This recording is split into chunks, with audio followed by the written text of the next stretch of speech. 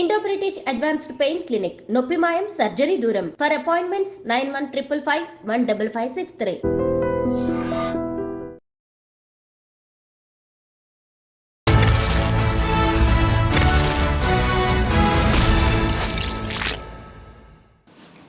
అందరికీ నమస్కారం. నేను Swaroopa Potlapalli. Welcome to I dream.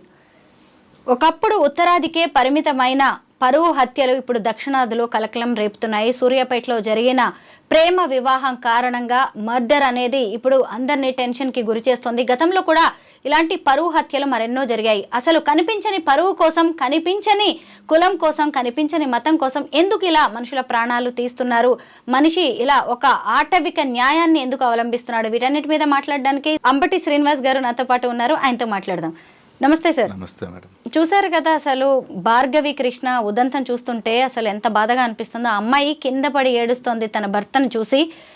అసలు ఈ పరువు అనేది, కులం అనేది ఓ వ్యక్తి జీవితంలో ఎందుకు ఇంత ప్రభావం చూపిస్తోంది? కులము అనేది మేడం మనం పుట్టగానే మనకు తెలిసిన వర్డ్. అంటే ఫర్ ఎగ్జాంపుల్ మీరు ఈ లవ్ మ్యారేజ్కి వస్తే 20 years మీరు ఆ కులం అనేది తెలిసి మనం ఈ కులం అని, వాళ్ళు ఇట్లా ఉండాలి వీళ్ళతో ఉండొద్దని మనకు మన చుట్టూ ఉన్న వాళ్ళందరూ చెప్తారు, రైట్? అండ్ దీన్ని ఏమంటారు, మన కులం పక్కన పెడితే ఒక పరువు, ప్రతి కమ్యూనిటీకి ఒక పరువు, ఫ్యామిలీ పరువు, సోషల్ రెస్పెక్ట్ ఉంటుంది ప్రతి వాళ్ళకి. ఈ కులం ఆ కులం అనలేం, ప్రతి ఒక్కరికి కులం అంటే ఒక గ్రూప్. సో ఈ పరువు అనేది మనకు చిన్నప్పటి నుండి మనం వాల్యూస్ చెప్తాం, ఎట్లా ఉండాలి. అది స్కూల్లో చెప్తారు, తర్వాత చెప్తారు, ఇంట్లో చెప్తారు, అబ్బాయికి చెప్తారు, అమ్మాయికి చెప్తారు. సో మనం ఒక వాల్యూస్తో పెరిగినాం. సడన్గా దానికి విఘాతం కలిగినప్పుడు డెఫినెట్గా అది షాకే, రైట్? సో ఈ దీంట్లో తీసుకున్నప్పుడు ఇది కొద్దిగా ట్రాజిక్ స్టోరీయే. మనకు లా ప్రకారంగా చూసుకుంటే మైనర్ ఏజ్ చేసినా తప్పు, మేజర్ అయిన తర్వాత మీరు ఎవరిని పెళ్లి చేసుకున్నా మీకు హక్కు ఉందని పోలీస్ అంటారు, ఆర్య సమాజం అంటే అందరు సపోర్ట్ చేస్తున్నారు. వాడు తర్వాత ఏమవుతుందో అది ఎవరికి తెలియదు, కానీ చేస్తుంది. Okay, agri. మేజర్ అయిన తర్వాత మీ ఇష్టమే. కానీ మరి ఒక సైడ్ మనం ఆ ఫ్యామిలీ వైపు ఆలోచిద్దాం. వీళ్ళు మేజర్సే కాబట్టి లీగల్గా మాట్లాడితే కరెక్టే, మనం ఎవరు మధ్యలో మాట్లాడడానికి లేదు. ఫ్యామిలీ ఒక 18-20 ఏళ్ళు పెంచినప్పుడు వాళ్ళది గుర్తుగా ఆలోచించాలి కదా వీళ్ళు. I'm not against this concept of love, ఆలోచించాలి కదా. మీరే అన్నారు పరువు ఎక్కడి నుండి వస్తుంది, మీ గ్రూప్ మీరు ఉండే చుట్టుపక్కల ప్రాంతాల్లో ఉంటుంది. మీతో ఎవరో డొనాల్డ్ ట్రంప్ మాట్లాడాడు, మీ చుట్టుపక్కల వాళ్ళే మాట్లాడతారు, పక్కింటి వాళ్ళే మాట్లాడతారు. చిన్న తప్పు జరిగినా వాళ్ళు అవి మాటలు మారణాయుధాలు కూడా అవుతాయి. సో కొద్దిగా ఆలోచించాలి పేరెంట్స్ పరిస్థితి ఏంటిది ఏదైనా కూడా. సో అది మనం అప్పర్ క్లాస్లో ఏమో తెలియదు, కానీ మిడిల్ క్లాస్ వాళ్ళకి, లోయర్ మిడిల్ క్లాస్కి మాత్రం ఇది చాలా ఇబ్బందికరమైన పరిస్థితి. సో బతుకుతున్నాం సొసైటీలో అంటే అడవిలో పెరగట్లే మనం. ఒక నలుగురు ఏమనుకుంటారో అన్న భావన ఎప్పుడు ఉంటుంది. ఇది వీళ్ళు కూడా ఆలోచించి స్టెప్ వేయాలి. ఏడుస్తున్నారు అన్నారు మీరు, ఏడుస్తున్నారంటే లైక్ చేసి ఉండొచ్చు, పెళ్లి చేసుకున్నారు, హస్బెండ్ కాబట్టి ఏడుస్తుండొచ్చు. శ్రీనివాస్ గారు, చంపేస్తారా? ఇప్పుడు తల్లిదండ్రులకి ఇష్టం లేని, అన్నదమ్ములకి ఇష్టం లేని పెళ్లి చేసుకుంటే చంపేయడమేనా? అదే న్యాయమా? అసలు వాళ్ళకి ఎక్కడి నుంచి వచ్చింది హక్కు? ఇంకొకళ్ళకి పుట్టిన కొడుకు, అతని మీద ఎన్నో ఆశలు ఉంటాయి. ఆల్రెడీ అమ్మాయి పెళ్లి చేసుకుంది. అసలు ఎక్కడి నుంచి వచ్చింది వీళ్ళకి హక్కు, అర్హత? ఎస్, ఇది మనం ఒప్పుకోవడానికి లేదు.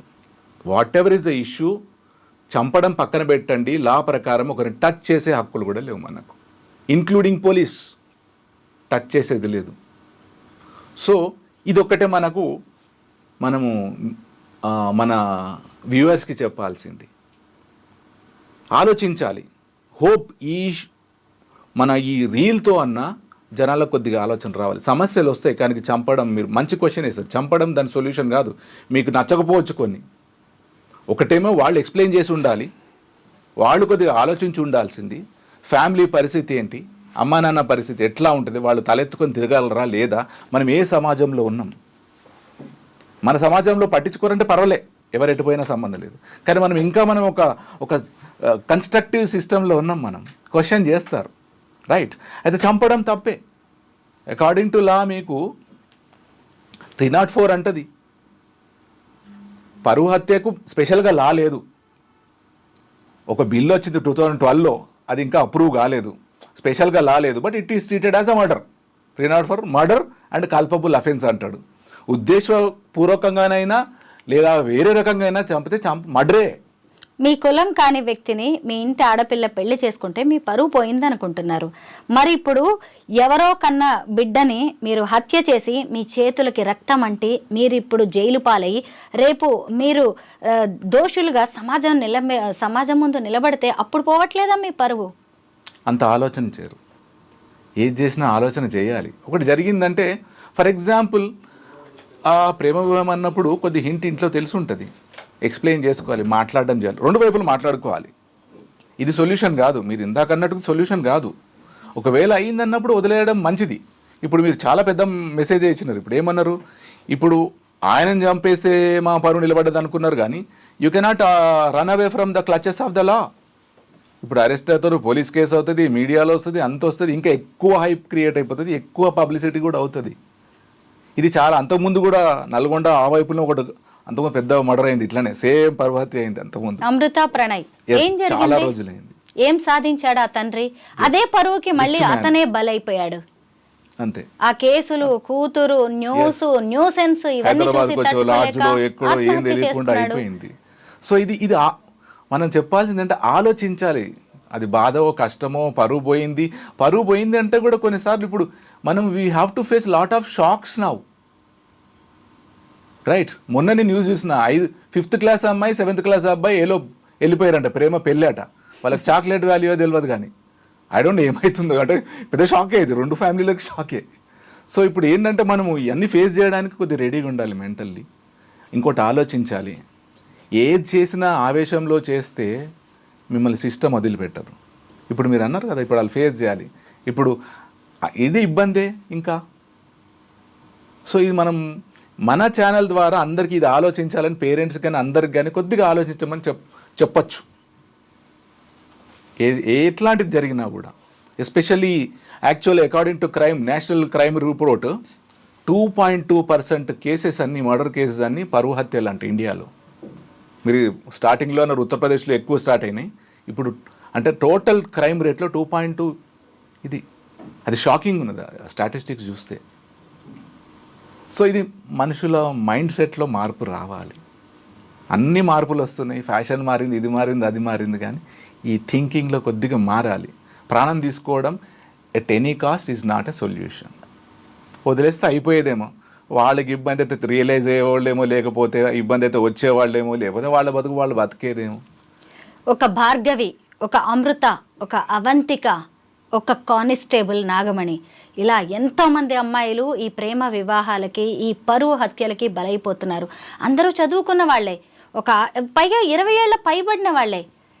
20-25 ఏళ్ళు వచ్చాక కూడా ఒక ఆడపిల్లకి తను ఎవరితో జీవించాలి, తను ఎవరిని పెళ్లి చేసుకోవాలి, తన మిగతా జీవితం అంతా తాను ఎవరితో ఉండాలి అని నిర్ణయించుకునే అధికారం, ఒక నిర్ణయం తీసుకునే అధికారం ఆ అమ్మాయికి లేదంటారా?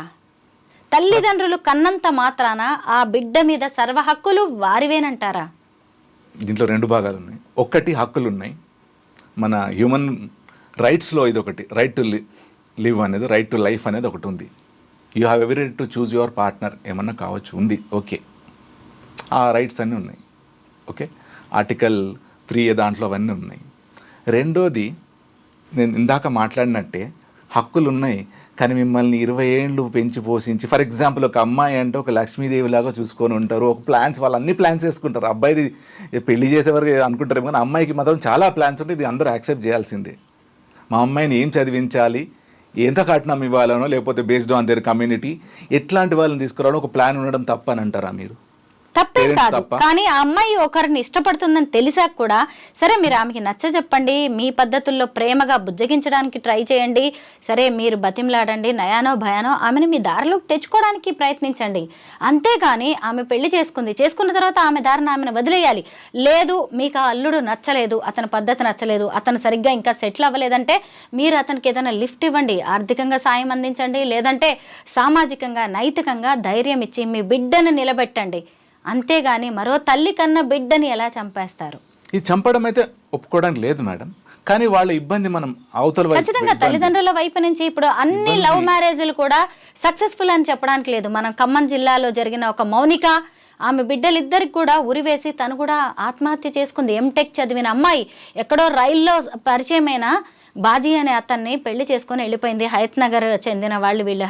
ఈ మౌనిక అనే అమ్మాయి, అతను కాజీపేట ఎక్కడ ఖమ్మంలో ఇద్దరు కాపురం పెట్టారు. తీరా చూస్తే అతను ఏం పని చెయ్యక ఇంటర్ కూడా చదువుకోలేదండి, చివరికి దొంగగా మారాడు. ఇంటికి వచ్చి అతన్ని అరెస్ట్ చేస్తే చూసి తట్టుకోలేక ఆ మౌనిక అనే అమ్మాయి తను సూసైడ్ చేసుకుంది, పిల్లలిద్దరూ సూసైడ్ చేసుకున్నారు. ఆమె చెల్లెళ్ళకి తల్లిదండ్రులు చక్కగా ఎన్ఆర్ఐ సంబంధం ఇచ్చారు. ఆమె ఎక్కడో అమెరికాలో బతుకుతుంది, ఈమె ఎక్కడుంది, శ్మశానానికి వెళ్ళిపోయింది. ఇలాంటి ఉదంతాలు కూడా ఉన్నాయి. ప్రేమ వివాహాలన్నీ గొప్పవని మనం చెప్పాల్సిన అవసరం కూడా లేదు. అలాగని తల్లిదండ్రులు సోదరులు చేస్తున్న పనులన్నీ కూడా కరెక్ట్ అనడానికి లేదు, క్వశ్చన్ లేదు. మన తల్లిదండ్రులైనా సోదరులైనా ఎవరైనా చంపడము మన లా ఒప్పుకోదు, కాన్స్టిట్యూషన్ ఒప్పుకోదు, గవర్నమెంట్ ఒప్పుకోదు, క్వశ్చన్ లేదు. మీరు ఇందాక క్వశ్చన్కి ఇది మళ్ళీ కాంట్రడిక్టరీ ఉంది, రైట్? సో ఎందుకు అరేంజ్డ్ మ్యారేజ్ కానీ పేరెంట్స్ మీ వెల్విషర్స్ అండి, మీకు నష్టం చేయరు. ఇబ్బంది పడొద్దు అని తహతహలాడే వాళ్ళు మీ పేరెంట్స్ మాత్రమే. దాన్ని వీళ్ళు అర్థం చేసుకోవాలి. కానీ హక్కులు ఉన్నాయి, లా కూడా చెప్పింది freedom of selection of a partner irrespect of caste community అని చెప్పింది, ఓకే. కాకపోతే మీరు కొన్ని తీసుకున్నారు కదా, మీరు తొందరపడి సైకాలజీలో ఉంటాయి కొన్ని డోపామైన్ అండ్ హార్మోన్స్ ఉంటాయంట. ఆ ఏజ్లో అట్రాక్షన్, ఇన్ఫాచ్యువేషన్, వాళ్ళు ఎవరు చెప్పినా వినరు వాళ్ళు. ఇది కేసు అదే. మీరు అన్నారు నచ్చ చెప్పడానికి ప్రయత్నం చేస్తారు పేరెంట్స్, కానీ వీళ్ళు వినరు. వినకపోతే వదిలేయాలి, ఇది తప్పే. ఎస్, వదిలేయాల్సి, మనం ఇందాక అనుకున్నాం కదా వదిలేస్తే అయిపోయేదని, తెలిసి వచ్చేదని. ఈ సందర్భంగా చిరంజీవి కూతురు ఉదంతాన్ని మనం ఒప్పుకొని తీరాల్సిందే కదా. చిరంజీవి లాంటి మెగాస్టార్ కంటే మీకు ఎక్కువ పరుగుందా, మీకు ఎక్కువ ప్రతిష్ట ఉందా? ఆ కూతురు అతన్ని వద్దనుకుని వచ్చే వరకు ఆయన వెయిట్ చేశాడు కదా. రోజంతా మీడియాలో వచ్చింది కదా చిరంజీవి కూతురు గురించి. వెంకయ్య నాయుడు గారు మధ్యలోకి వస్తే గానీ అది ఆగలేదు. అంతకంటే గొప్పోళ్ళు కాదు కదా ఈ తల్లిదండ్రులు, ఈ అన్నదమ్ములు. ఎస్, చిరంజీవి గానీ కామన్ మ్యాన్ గానీ ఎవరికైనా ఒకటే. కానీ బిడ్డకి ఏం చేయగలమో చూడాలి. ఆ బిడ్డ ఆ వ్యక్తిని వద్దనుకుని వచ్చే వరకైనా వెయిట్ చేయాలి తండ్రిగా, అది నీ బాధ్యత. వెయిట్ చేయాలి. అయితే అందరికీ బేసిక్ ఈ లా ఉండాలని తెలియాలి. హ్యూమన్ రైట్స్ కానీ లా ఏంటిది, మన పరిధి ఏంటిది. మీ కూతురు అంటే చాలా ప్రేమే కావచ్చు, కానీ ఆ పరిధి ఒకటి తెలుసుకోవాలి. ఆ లీగల్ ఇంప్లికేషన్స్ ఏంటివి అవన్నీ కొన్ని అర్థం చేసుకోవాలి. ఇది మనం వ్యూవర్స్కి చెప్పాలి. కొద్దిగా ఆలోచించండి, ప్రతి విషయంలో కొద్దిగా ఆలోచించండి. ఒకటే వైపు నడవదు. అది ఆలోచించుంటే అది వేరే ఉంటుంది కొద్దిగా. సో ఇట్లాంటి చాలా కేసెస్, నేనైతే హండ్రెడ్స్ ఆఫ్ కేసెస్ చూసినాను, love marriages which have failed. ఎందుకు వెళ్ళారు మీరు? ఏం చూసుకోకుండా మ్యారేజ్ అంటే ఏం కావాలో తెలుసుకొని చేసుకోవాలి. Yes or no? తల్లిదండ్రుల బాధ ఏందండి, మీరు హాయిగా మహానంలాగా బతికే ఇల్లు కావాలని ఆలోచిస్తారు, తప్పేముందండి? మీరు ఎవరినో లైక్ చేస్తుంటే వెళ్దాం, మీరు బాగుంటే పర్వాలే, కానీ వాళ్ళకి ఎప్పుడు నిరంతరం ఇదే బాధ ఉంటుంది వాళ్ళకి, ఎట్లా ఉన్నదో నా కూతురు అక్కడ అని. ఇది తీసుకోండి, ఇండియాలో ఉన్న ఏ పేరెంట్ తీసుకుని నా కూతురు ఎట్లా ఉంది, అది అరేంజ్ మ్యారేజ్ కావచ్చు లేదా లవ్ మ్యారేజ్ కావచ్చు, ఇది తప్పే ఎట్లా అవుతుంది? నేను అంటున్నాను, అర్థం చేసుకోవాలంట. నేను వీళ్ళకి ఒక side, I'm not taking one side, అర్థం చేసుకోవాలి. మీకైతే చెప్పండి, సేఫ్గా వెళ్ళిపోండి, ఎక్కడ వెళ్ళిపోవాలా. అది న్యూస్ చూస్తే ఆ పిల్లోడి మీద అంటే కేసు కూడా పెట్టేసారు, అదంతా కొన్ని కేసెస్ పెట్టేసారు డిఎస్పీ గారు అక్కడ, శివకుమార్ ఐ గెస్.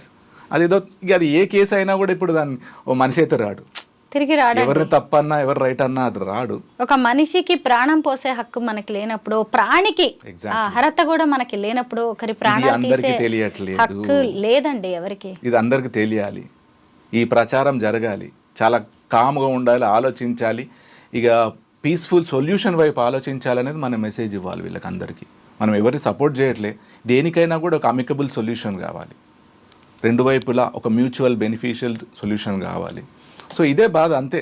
అయితే అది ఏడుస్తున్నారు వాళ్ళు అంటారు, కానీ అయితే చాలామంది పర్సనల్గా నేను చాలా చూసిన, as a placement officer 8 years నుంచి చూసి చాలామంది పెళ్లి చేసుకోవడం ఉద్యోగం ఇప్పుడే కావాలంటే ఇప్పుడే ఉద్యోగాలు ఎక్కడ దొరుకుతాయండి? ఎందుకు తొందరపడ్డారు? కన్విన్స్ చేయొచ్చుగా. ఎంత కష్టంగా ఉంది.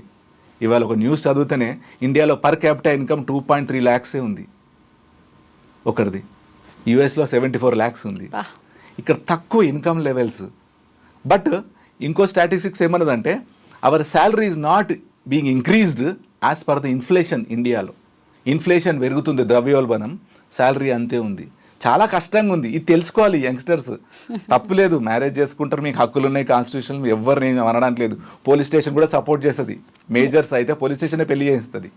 కానీ కొద్దిగా రేపు ఎట్లా ఇద్దరు బతకడానికి బేసిక్ మీల్స్ దొరికే ఆలోచన ఉండాలి. ఇది ఎందుకంటే ఇది నేను చాలా ఫేస్ చేసి చూసినాను. పిల్లల్ని, స్టూడెంట్స్ని చాలామందిని చదువు పెళ్లి చేసుకున్నారు, ఉద్యోగాలు లేక పెళ్లి చేసుకున్నారు, రకరకాల కష్టాలు పడ్డారు చూసిన నేను. అరేంజ్ మ్యారేజ్లో ప్రాబ్లమ్స్ ఉన్నాయి, ఇందులో ఉన్నాయి. యంగ్స్టర్స్కి మనం ఇది ఒకటి చెప్పాలి, ఆలోచించమని. పేరెంట్స్ కూడా ఆలోచిస్తే బాగుంటుంది. మీడియేటర్స్ పెట్టుకోండి. పేరెంట్స్ వినరు కొద్దిగా. అతి ప్రేమ దగ్గరే కఠినత్వం ఉంటుంది. పేరెంట్స్ని కఠినులు అంటున్నారు కానీ అతి ప్రేమ ఉంటేనే, నాకు ప్రేమ లేకపోతే వదిలేస్తా పోయి ఎక్కడన్నా పోను అంట. అది కూడా ఆ డైమెన్షన్ కూడా ఆలోచించాలి. ఎందుకు అపోజ్ చేస్తారు, ఎంత బాధపడుతుండొచ్చు. వాళ్ళు పెద్ద ప్లాన్ వేసుకున్నారండి మీకు కాదా? వాళ్ళ కళల్ని, ఆశల్ని డిస్ట్రాయ్ చేసే అధికారం, హక్కు అయితే ఎవరికి లేదు. మొన్న నాతో ఒకరు అన్నారు కదా, అమ్మాయి లవ్ మ్యారేజ్ చేసుకున్న అమ్మాయి, నేను ఇది చేసి తప్పు చేసినాను అన్నయ్య అన్నది. ఫ్యామిలీ డిస్టర్బ్ అయిపోయింది, అంతా డిస్టర్బ్ అయిపోయింది. సో తప్పు చేశానని అలాగనే సూసైడ్స్ కి పాల్పడడం, ఆత్మహత్య చేసుకోవడం కూడా చంపడం కరెక్ట్. చేసిన తప్పుని మళ్ళీ ఎలా సరిదిద్దుకోవాలో చూసుకోవాలి. చంపడం కానీ ఆత్మహత్య రెండు తప్పే. అది భగవద్గీతలో చెప్తారు, లాలో చెప్తారు. No system supports. ఇది మాత్రం గట్టి మెసేజ్ మనం ఇవ్వాలి. No system supports it. You have to think of a different solution. Ultimately you have to live. సమస్య వచ్చిన టైంలో బతకడం నేర్చుకోవాలి కదండి. Thank you so much Srinivas గారు. It's a pleasure.